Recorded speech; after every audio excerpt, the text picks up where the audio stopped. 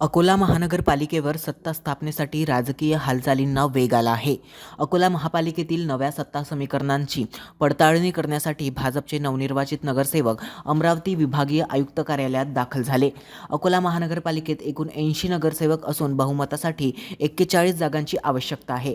या निवडणुकीत भाजपने 38 जागा जिंकत सर्वात मोठा पक्ष म्हणून आपली ताकद सिद्ध केली आहे.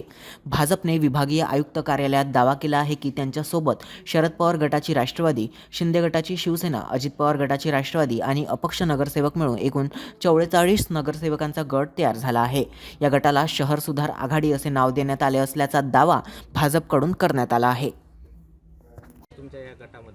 आमच्या गटामध्ये 44 नगरसेवक आहेत. अकोला सुधार समिती आम्ही सर्व पक्षाचे निवडून आलेल्या लोकांनी नंतरची समिती तयार केली.